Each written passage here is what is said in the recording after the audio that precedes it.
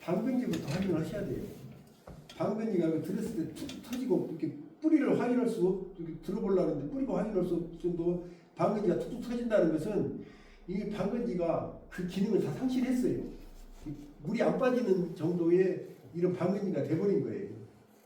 그래서 무조건 방근지를 바꾸셔야 되고, 예를 들면 돈이 부족해서 상토를 못 바꾸시면 그냥 방근지라도 바꾸셔가지고 상토를 좀 높이 채우시고, 그것이 제일 기본이에요. 그리고 아까 전에 말했다시피 정식 날짜를 못 맞추면 아까 전에 그런 게 생겨요.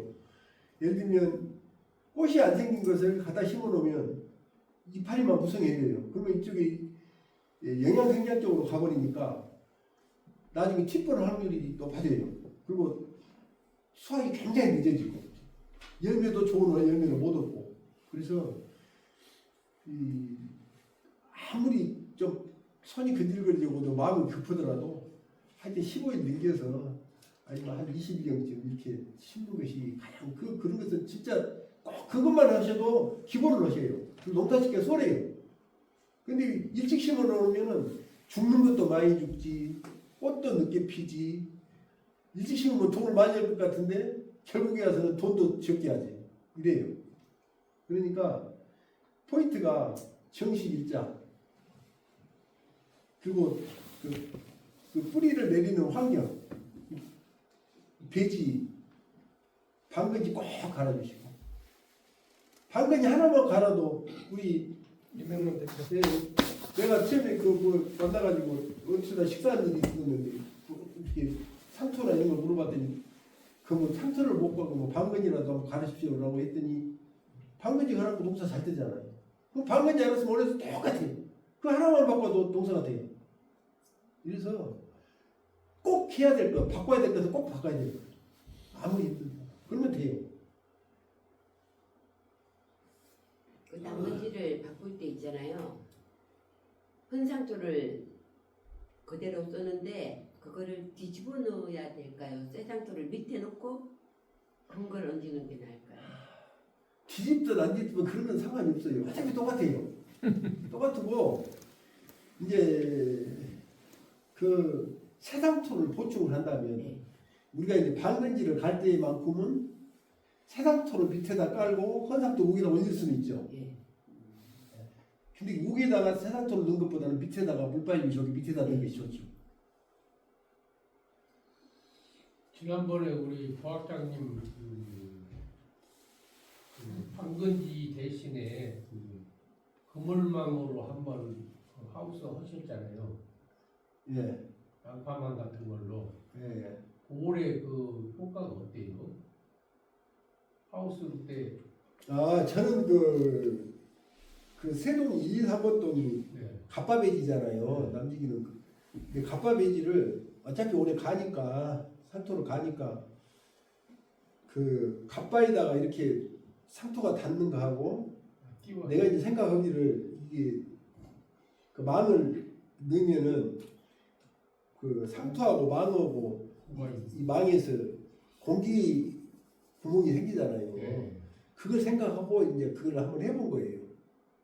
근데 그냥 갑바에가 상토가 닿았을 때에 그 갑바 베이지에서 이렇게 올려보면 그 갑바의 그 온도라든가 이게 바깥 온도가 바로 직접 닿지 않습니까? 그러니까 이게 그 하얀 뿌리보다는 금방 이게 노란색으로 빨리 닿는 부분은 이게 빨리빨리 변하더라고요. 근데 그거를 대놓으니까 하얀색을 유지해요. 이게 혹시 갑바배지를 쓰신 분들은 그거 넣는 것도 괜찮아요. 그리고 또 이렇게 갑바는 이게 이제 그 상토가 닿았을 때는 이게 물이 항상 물기가 흘러 있어요. 근데 그걸 대놓으니까 거기서 그 공국이 생기니까 그 물이 안 흘러요. 지금 저 논산 괜찮다. 지금까지 내가 보기로는 괜찮다고 생각해요. 대부분 부학장님은 그 갑바배지가 이중 갑바잖아요. 네? 이중 갑바잖아요. 갑바배지는 이중이잖아. 이중이잖아요. 이중. 아, 그건 이제 상토 담는 갑바하고 물받침 갑바하고 이중이죠. 예. 그럼 그 위에 상토 넣는 갑바를 빼고 그냥 막만 하시는 거예요? 갑바 위에다 넣으면 갑바 올려놓은 위에다 또 한 거죠. 번을? 그러죠. 작년에 회장님 갑바에 저 뿌리 그 최성미 대표가 이 뿌리가 좋다고 하는 게 저 뿌리입니다. 저렇게 갑바에 잔 자리가 저렇게 금세 노래져요. 이렇게 노화되는 거죠. 습에한테 노출이 많이 돼서. 그리고 그 제가 이제 그 그물망으로 해서 한 거는 우리 그 정미정 대표 동도 전부 다 뒤져보니까 그 그물망으로 한 데는 하얀 뿌리가 하얗습니다. 그 배수가 배수가 좋아서. 좋아서 스티로폼 배.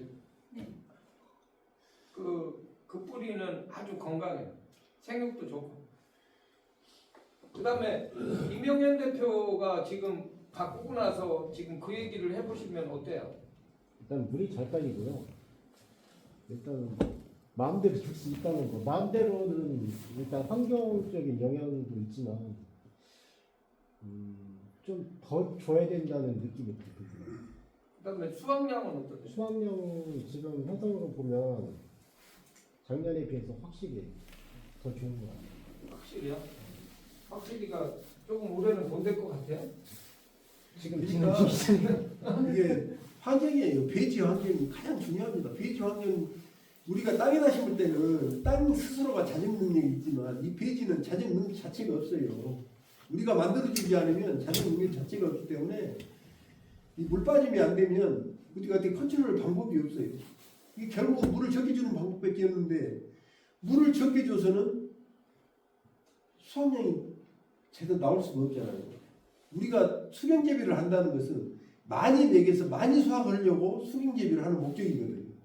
근데 물이 안 빠지면 많이 줄 수가 없잖아요. 그래서 배지 환경을 개선해야 된다. 네, 그리고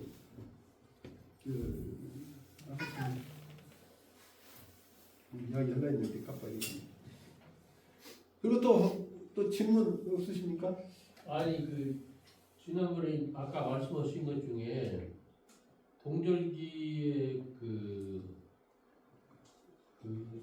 수세를 계속 유지시키고 관리하려면 연면 시비를 자주 해주라고 그랬잖아요. 예. 근데 이제 저희들이 듣기는 연면 시비를 자주 해라 줘라. 그건 이해가 되는데 뭐를 어떻게 자주 해주는가? 지금 갖고 계시잖아요. 이게 그린 톡톡이라든지, 예? 아니, 갖고 계시면 갖고 하시라고요. 지금 있는 그래도 어느 정도 공유를 하고 있으니까 그런 말씀을 드리죠. 예. 근데 내가 그런 공유를 안 하고 있는데 내가 그런 말을 드리면 저는 뭐 팔아먹으러 왔는가 또 그런 건 아닙니까? 그럴 수 있어요.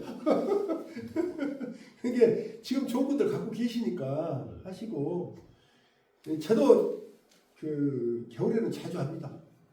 지금 일주일에 한 번은 기본적으로 합니다. 시간까지 알려주세요. 예, 제가 이제 내가 하루에 내가 내일 8동을 다 한다라고 생각을 마음을 먹으면 오후에 한 3동쯤 합니다. 오후에 이제 해가 질 무렵쯤 치면